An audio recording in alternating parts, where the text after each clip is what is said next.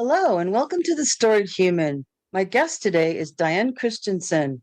She was 17 when she left Illinois to become a showgirl. She wound up performing on the world's showiest stages, from Paris to the Bahamas to Las Vegas. Her career was packed with adventures, celebrities, jet setting, 70s style excess, and intense friendships. Her racy new memoir tells all. In her candid, rollicking memoir, Diane Christiansen recounts her years as a showgirl, an iconic symbol of sexy, top shelf entertainment rarely seen today. She offers an insider's view to the alluring world of elaborate costumes, dance routines, the meaning of semi nude and nude, and life backstage, on stage, and off stage. She delves into loves, losses, and her high flying life. Showgirls were powerful women in charge of their own careers and well paid, valued players in the flashy world of sequins, feathers, step kicks, and lavish productions. Most were classically trained dancers who traveled the globe and planned their post showgirl futures well in advance. They were nothing like the forlorn characters in recent movies. Well, there's a million things I want to unpack there. Welcome, Diane. It's so good to talk to you. Oh, it's great to be here, Lynn. Thank you for that lovely introduction. It's exciting. I started your book. I didn't finish it, but I was really, Okay. really into it. So fun. And I was kind of on pins and needles when you were talking about auditioning at 17 for the Rockettes. That's so incredibly young. I could never Yes. have done that. You were amazing. Yeah. And you made it. You got on the Rockettes at that age.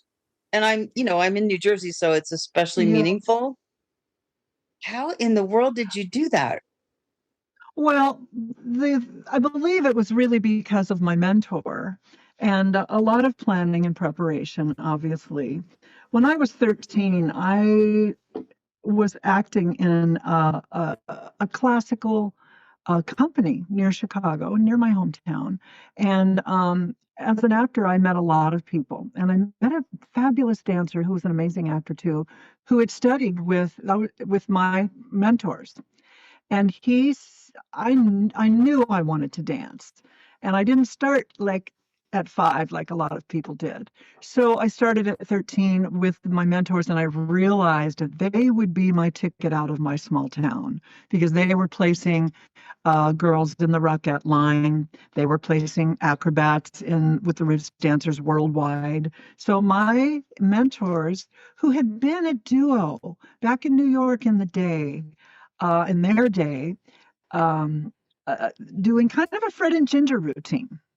So Mary Lou and Larry they had resources, let's put it that way. And I recognized that, and I was very resourceful myself at a young age. So I committed myself at 13 to 2 dance classes a week and a private lesson every week, religiously, no matter what I was doing, and learned to tap, learned ballet, jazz, tap, and started to prepare myself to audition for a Rockette when I was a senior in high school. So that preparation took 4 years. That's what did it. And it But was that's not amazing at easy that because age. Really, that's I was not amazing. that patient. I wasn't that patient because tap dancing requires patience. But I knew we could do it. And she was able to secure a semi-private audition for one of my best dance friends and I with the original creator, Russell Marquardt, and the original choreographer and company manager, Emily Sherman, at that time. These days, Rocket semi-private or private auditions are unheard of. They audition people in droves, in 100 at a time. How do they even And see who's good? well, it's their job. That's what they do. Yeah. A choreographer knows who has it and who doesn't. And it's even more strict now. And it's only the Christmas spectacular. They don't even work all year round anymore. Oh, that's right. About 5 years ago. I know. So, but it's sad because that's all there's an audience for. Yeah. Yeah, they've taken that Wurlitzer organ that used to be in the ceiling away. That doesn't exist anymore in the days of the Rockettes when I was there. And about 5, 6 years ago, I was in New York visiting one of my students who's an actress who was also a rockette. And at the time, I think maybe it was 7 years ago, and I said, "How many days a week do you work?" And she said, "We work 2 shows a day, 4 days a week." When I was there in 1969, it was 4 shows a day, It's four 7 days a shows. week. 7 days a week. That's No days off. insane. Yeah. It is. But It you know is. what And struck me when you said, I'm sorry, I didn't mean to interrupt. When you no, said no, that you that's fine. started, you set your sights on that goal 4 years before and you were only Yeah. 13, what you remind me Yeah. of, and I think this is totally applicable, reading about the training that you all have to have, is that Yeah. you had that dedication of an athlete. Dance is very Yes. Oh, athletic, yeah. and you had that Absolutely. dedication and you had that discipline. I think that gets lost in this kind of story sometimes. People don't Well, it understand does. how serious it is. Yeah, it is. And it's groups of very dedicated, committed, disciplined people that winded up with those coveted jobs. Yeah. And when I realized what it took, and it wasn't. I was athletic anyway. I was a cheerleader. I was on a dance team at school.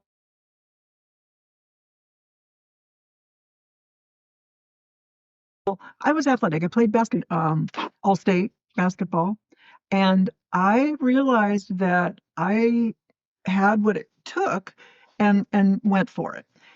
I remember my dance teacher in my hometown bringing the football team from her son's high school to the dance studio to take some ballet classes back in the 60s. And I remember they were horrified at how hard it was. I couldn't believe how hard it was.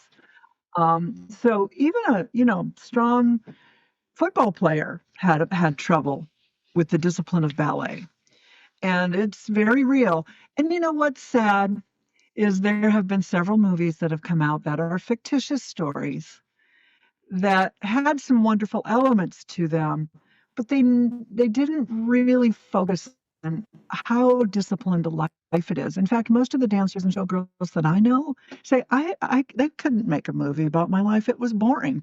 I got up, I went to yoga class or dance class, I had a little dinner, I went and did 2 or 3 shows that night, came home, went to bed, repeat.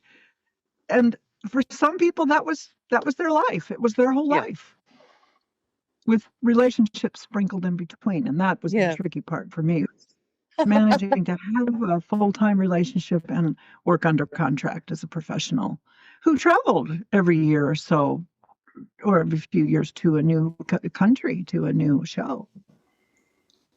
Yeah, like you were all over the place. Yeah, yeah, yeah, yeah. I was very lucky. I was very lucky. I wound up not working with the Rockettes. He had promised my friend and I, who also was accepted, that Right. she would be called first to replace girls that left, summer replacements. We In were the on summer, hold right. Hmm. in the summer. We'd auditioned in May. We went back home and finished high school. And from June 1st, we were on call. And in July, they called Karen, who I knew would go first. He'd already said that. And I waited until the following February with no Wow. call, sacrificing this, sacrificing that, staying in class, staying in Oh, shape, ready to go at a moment's notice. And that call never came. So I finally, in my 18-year-old mind, could not have waited any longer to get into the dazzling world of professional dance. So I went to my mentor and I said, "Do you have another resource for me? Because I can't wait anymore." So she said, "Sure, let me connect with the rudest dancers in Montreal." And they were a company out of Perth, Australia, that were an acro ballet dance troupe. So they had everything from acrobats to showgirls. And he had shows in the Chateau Champlain in Montreal, which was brand new in 1970. He had shows on Paradise Island in the Bahamas, and he had a show. He was part owner of the show at the Tropicana. So he had 3 shows that he could cast, and he always needed people. So the wonderful thing about that is I started in Montreal, but as it began to get chilly in the fall, he sent me to the Bahamas. And I thought I'd Oh, go to fun. heaven. It was fun. So, yeah, I got to go live in Paradise Island for a few years. And that was remarkable. And it was very exclusive back then. 1970, the Bahamas, Paradise Island was not accessible like it is now. It was very exclusive. We had celebrities and people came in gowns and, tuxedos to the casino and to the shows. It was very exclusive. And not like now where people don't have a show anymore. They have a theater for movies when they get there and a casino, of course, and an arcade, but they don't have the big shows anymore. They They're don't. over. They went out of fashion, and I miss them. I know they were magnificent. They were magnificent.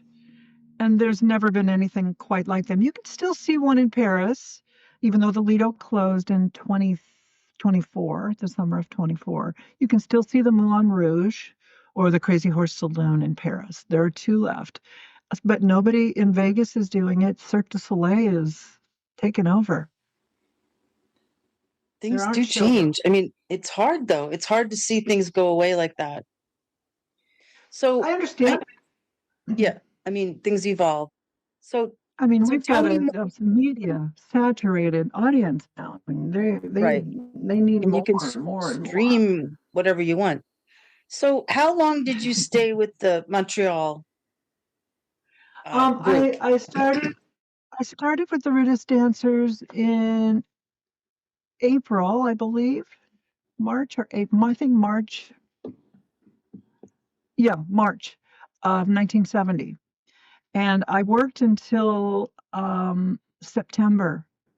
And he sent me to his new show in the Bahamas because he had Wow. hired a principal dancer from Japan who was very short. She was 5'5", and he couldn't have the tall girls in the show because it would diminish her. And so he sent the tall girls to his huge show in Paradise Island. It was called Casino de Paradis. And it was a very big stage and a very big production, 3 times the size of the one in Montreal. And that's where I went because I was 5'9". So How exciting was that? I mean, I can't even imagine being that young and going to such an exclusive place, seeing all those celebrities. It must have been so beyond exciting. well, I decided to write a book about it. it was it was unbelievable. It's I a mean, great it book. really was. Thank you. It it was so amazing to be in such a beautiful place. Just flying over the islands and seeing that turquoise and aqua water that was see-through from the air. It was just like, did I die? Is this heaven? I remember my best friend Barbara, who's my cohort in the book, being roomed together at the Britannia Beach Hotel. And while we were getting checked in, we were standing next to Elliot Gould and Amy Irving. Mhm. And they looked like they had really long hair. They were such hippies, but it was 1970. Exclusive, movie stars checking into the hotel next to us. So I remember Barbara and I literally pinching each other, saying, "Oh my gosh, is this real? Are we are we really here?" And the crazy thing is the first day of rehearsals, we went from our room on the 6th floor after we had the free continental breakfast. We went back, got dressed for our first rehearsal, got in the elevator, and this man was standing in the corner of the elevator looking down, long white hair hanging down, long nails, deck Oh my shoes, and gosh. a little summer suit, and just not really looking up. He was very old. He didn't look well, and we thought, "Ooh, there's this weird old guy in the elevator." And we got off the elevator, and Barbara said, "Do you know who that was?" And I said, "No." And she said, "That was Howard Hughes." Howard Hughes, I was wondering because I remember he got really weird and he was a recluse. Oh my gosh. Well, he owned a third of the island too. He and Huntington Hartford Oh my owned gosh. most of the island back then, and he owned the Britannia Beach Hotel. And he had the whole fifth or seventh floor. I think we were on the sixth. Anyway, he had a whole. So yeah, those are the kind of people we met on the island back then. That is amazing at that age to be exposed to all that. It seems to me such a big life for someone so young. How did you handle that? The celebrities and the glitz and the glamour. I think the glitz and the glamour is more for the viewer than it is for those delivering the glitz and the glamour. But yes, it is, and yes, it was. I think the overwhelming thing when we first arrived in the Bahamas was how exotic this island felt, how absolutely beyond beautiful it was, just taking that in. And then, of course, there were the celebrities, and I don't know if it's the matter of handling it because our focus was very much on our job. Yes. We were so focused on what we were there to do and how to participate in this company of incredibly talented people from all over the world. We had Czechoslovakian dancers, we had um, Australian dancers, English dancers, German dancers, American dancers, I mean, Parisians. We're all members of these kinds of big shows. So I think it was more about making our relationships work, understanding who was in charge because there were many head of this and head of that, and knowing who to, you know. But I also think that our passion for what we were doing was being fulfilled. Our passion for dance, our passion for performing, um, was the icing on the cake all the time. That was the thing that meant something to us. You got to do something you It was loved. And maybe dazzling when that's, Mick and Bianca Jagger came to the show. Yes. And I think that is what really matters. Oh, so Diane, you've had a lot of careers. I read in the book that you were a Playboy bunny. You ended up being an mhm. acting coach. What else did you do, and how did you come to write the book? Well, to answer your first question, I'm became an actress. I moved to LA to be an actor at 30. You had And done that then, earlier, right? You had done that when you were young, in well, like in high acting was my school and first stuff. love. Yeah. Lots So of, you had lots always and like lots of. leaned that way, right? I had done that since I was 5. And that was my true love. I had an acting scholarship and as a senior, and I chose to dance first because I knew that was my ticket out of town. But also, dancers have to work while they're young. So by the time I was fully ready to move into my acting life, I was 30, and I didn't want to be an old showgirl. Like I 30 is just still didn't want young, to but be. I guess it's not so young for a showgirl. No, I think dancers' careers last into average mid 30s, mid I 30s to see. 40, and they usually retire in those years. It's really rare to Yeah. have someone who wants to not do something else, if that makes Yeah. sense. Again, Everybody there's the athlete analogy, right? They don't last much past 40. It's a exactly. lot of work on it's hard on your body. It is hard on your body and it does take a toll. So by 30, I was ready to move into my next incarnation, my next trimester. And I did move to LA with a job on The Young and the Restless.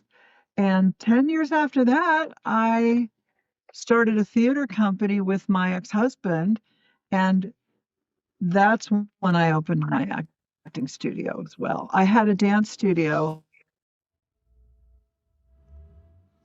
Thank you, Diane, for such a great interview. I just loved hearing about her career, all the different things she did, but also just sort of setting the record straight about how much fun it really was to be a showgirl. And her book is available um, on Amazon and also McFarland. You can learn more at The Last Real Showgirl, McFarland. Um, it's the full title is The Last Real Showgirl. Sequined 70s on stage. She had just an amazing career. It's so exciting to hear about it, where she got to go, who she got to be with, but also how she remade herself. That's what I love about people's stories. How she ended up doing a lot of things after she's, you sort of retire when you're in your early 30s from being a showgirl. So thank you again, Diane. It was really great talking to you. And as always, thanks for listening to The Storied Human. I super appreciate it. If you could leave a review, that always helps very much with our ratings. And I might read yours online on, one of the episodes. Thank you very much.